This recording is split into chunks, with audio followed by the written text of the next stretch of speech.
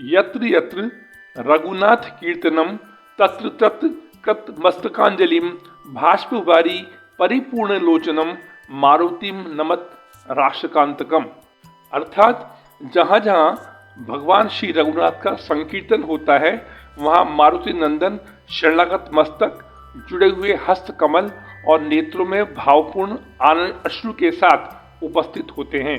ऐसे राक्षसों का संहार करने वाले परमवीर श्री हनुमान को हम कोटिशः प्रणाम करते हैं। बंधुजनों, हमारा देश भारतवर्ष पौराणिक कथाओं से मिला जुला देश है, जहाँ अनेक ऐसे स्थान हैं जिनका पौराणिक संदर्भ आज भी मौजूद है। महर्षि वाल्मीकि कृत रामायण और गोस्वामी तुलसीदास कृत श्री रामचरितमानस महाग्रंथों की उपस्थिति भारत ही नहीं विदेशों तक व्याप्त है। रामायण और रामचरितमानस में पवनसुत हनुमान एक ऐसे पात्र हैं जिन्हें अजर अमर माना जाता है, जिनकी पूजा नर वानर रूप में सदियों से करी जाती है।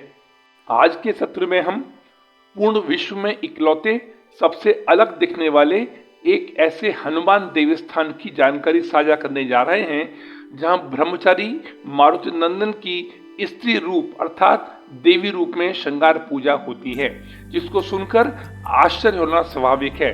उक्त मंदिर छत्तीसगढ़ के बिलासपुर जिले से 25 किलोमीटर दूर रतनपुर, जिसे महामाया नगरी भी कहते हैं, में स्थित है, जहां से कोई भी भक्त निराश नहीं लौटता है, सभी की मनोकामना अवश्य पूरी होती है। पौराणिक अनुश्रुति के अनुसार आंजनेय के जीवन में एक प्रसंग ऐसा भी है जिसमें उन्होंने नारी का रूप धारण किया था और उनके इसी रूप की पूजा रतनपुर महामाया नगरी स्थित 10,000 वर्ष प्राचीन देवी स्वरूप हनुमान मंदिर में आज तक होती चली आ रही है। लंका कांड के प्रसंग में वर्णन देखने को मिलता है कि रावण के 2 सौतेले भाई अहिरावण और महिरावण थे, जिनमें से अहिरावण जो पाताल लोक का राजा था, रावण की ही तरह अधर्मी तथा इच्छानुसार रूप बदलने में पारंगत था। जब रावण का भगवान राम के साथ युद्ध कमजोर पड़ने लगा, उस समय रावण ने दोनों सौतेले भाइयों को अपनी मदद के लिए बुलाया। फलस्वरूप अहिरावण पवनसुत हनुमान, जो राम लक्ष्मण की सुरक्षा में तैनात थे, को चकमा दे राम लक्ष्मण का हरण कर पाताल लोक ले गया और अपनी आराध्या कुलदेवी महामाया के आगे दोनों भाइयों की बलि देने का निश्चय किया। जब पवनसुत ने कुटिया में राम और लक्ष्मण को नहीं पाया, तब विभीषण ने मारुतनंदन को बताया कि निश्चित रूप से राम लक्ष्मण का हरण कर अहिरावण पाताल लोक ले गया है, जहां उसने मां भवानी को प्रसन्न करने के लिए 5 दिशाओं में दीपक जला रखे होंगे। जब तक ये 5 दीपक जलते रहेंगे, तब तक अहिरावण को पराजित करना संभव नहीं होगा। ये 5 दीपक एक साथ बुझाने पर ही अहिरावण की शक्तियां खत्म हो सकती हैं। अतः अहिरावण के चंगुल से राम और लक्ष्मण को मुक्त करवाने हनुमान जी पाताल लोक पहुंच गए। पाताल लोक के प्रवेश द्वार पर ही आंजनेय ने मकरध्वज को परास्त किया तथा सूक्ष्म रूप से एक फूल में छिपकर मंदिर तक पहुंचकर देवी से अंतर्ध्यान होने की अनुनय विनय करी तथा पंचमुखी रूप धारण करके देवी स्वरूप में खड़े हो गए एवं अहिरावण का वध किया। यहाँ यह बताना नितांत आवश्यक है कि 5 दीपक एक साथ बुझाने के लिए ही हनुमान जी ने पंचमुखी रूप उत्तर दिशा में वराहमुख, दक्षिण में नरसिंह मुख, पश्चिम में गरुड़ मुख, आकाश की तरफ हयग्रीव मुख और पूर्व दिशा में हनुमान मुख धारण किया और 5 दीपक एक साथ बुझा दिए। अहिरावण वध करने के बाद हनुमान जी ने श्री राम और लक्ष्मण को मुक्त कराया और उन्हें लेकर लंका के युद्ध मैदान में फिर से पहुंच गए। किंवदंतियों के अनुसार लगभग 10,000 वर्ष पहले की बात है। रतनपुर के राजा पृथ्वीदेवजू कुष्ठ रोग से पीड़ित थे। काफी उपचार के बाद भी उन्हें इस रोग से मुक्ति नहीं मिली। फलस्वरूप पृथ्वीदेवजू हीन भावना से ग्रसित हो सोचते रहते थे कि इस रोग के कारण न तो मैं किसी को स्पर्श कर सकता हूँ और न ही किसी के साथ रमण कर सकता हूँ। इस जीवन से मर जाना ही बेहतर है। और यही सोचते सोचते राजा को नींद आ गई।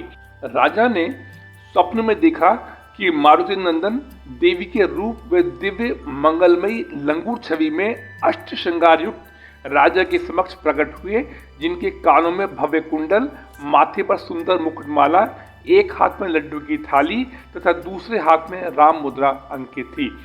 देवी स्वरूप मारुति नंदन ने राजा से कहा, हे राजन, मैं तुमसे प्रसन्न हूँ, तुम्हारा कष्ट अवश्य दूर होगा।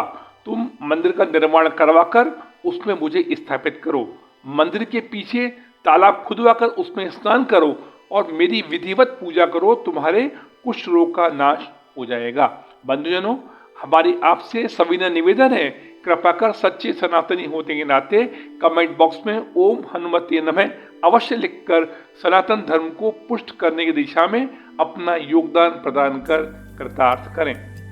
स्वप्न में मिले आदेश पर राजा ने विद्वानों से सलाह कर गिरजा बंध में मंदिर बनवाया। जब मंदिर पूरा हुआ तो राजा मूर्ति लाने के लिए चिंतित थे। एक रात स्वप्न में पुनः केसरी नंदन प्रकट हुए और कहा, माँ महामाया के कुंड में मेरी मूर्ति रखी हुई है, जिसको लाकर मंदिर में स्थापित करवाओ। अगले दिन राजा देवी महामाया के दरबार में गए और कुंड में मूर्ति की तलाश करवाई, लेकिन मूर्ति नहीं मिलने के कारण निराश होकर महल लौट आए। मूर्ति नहीं मिलने की उधेड़-बुन में बेचैन राजा संध्या आरती कर विश्राम करने लगे। राजा को नींद आ गई। राजा को स्वप्न में पुनः कपिपति ने कहा, राजन, आपने ठीक प्रकार से मूर्ति का अन्वेषण नहीं किया है। घाट पर जहां लोग पानी लेते हैं, स्नान करते हैं, मैं वही हूँ। अगले दिन राजा ने पुनः मूर्ति अन्वेषण करवाया तो अष्ट श्रृंगार से युक्त दाएं कंधे पर लक्ष्मण व बाएं कंधे पर विराजमान रामलला के स्वरूप में पैरों से निशाचरों को दबाए हुए अद्भुत हनुमान विग्रह मिला, जिसके अंग प्रत्यंग से तेज पुंज की छटा निकल रही थी, जिसे देखकर राजा हर्षित हुए। तत्पश्चात विधि विधान पूर्वक मंदिर में दक्षिण मुखी हनुमान विग्रह, जिसमें पाताल लोक का चित्रण भी है, की प्राण प्रतिष्ठा कर दी गई, जहां आंजनेय को देवी स्वरूप में 16 श्रृंगार भी अर्पित किया जाता है। मंदिर के पीछे तालाब खुदवाया, जिसका नाम गिरजा बंद रखा गया। तो वांछित फल पाकर राजा पृथ्वी देवजू ने हनुमान जी से यहाँ दर्शन करने आने वाले भक्तों के सभी मनोरथ पूर्ण होने का वरदान मांगा। इस प्रकार राजा द्वारा बनवाया यह मंदिर भक्तों के कष्ट निवारण के केंद्र के रूप में प्रतिष्ठित है, जहां आज भी कुष्ठ रोग से पीड़ित दर्शनार्थी आते हैं और दर्शन लाभ के साथ कुंड में डुबकी लगा मनोवांछित फल प्राप्त करते हैं। आज के सत्र में हमने शास्त्रों की बात धर्म के साथ की श्रृंखला में छत्तीसगढ़ के बिलासपुर जिले से 25 किलोमीटर दूर रतनपुर नगरी स्थित 10,000 वर्ष प्राचीन दक्षिणमुखी दिव्य श्री हनुमान मंदिर, जहां आंजनेय को देवी स्वरूप में 16 श्रृंगार अर्पित किया जाता है तथा पंचमुखी हनुमान विग्रह की व्याख्या हर संभव सतर्कता पूर्वक करने का प्रयास किया है।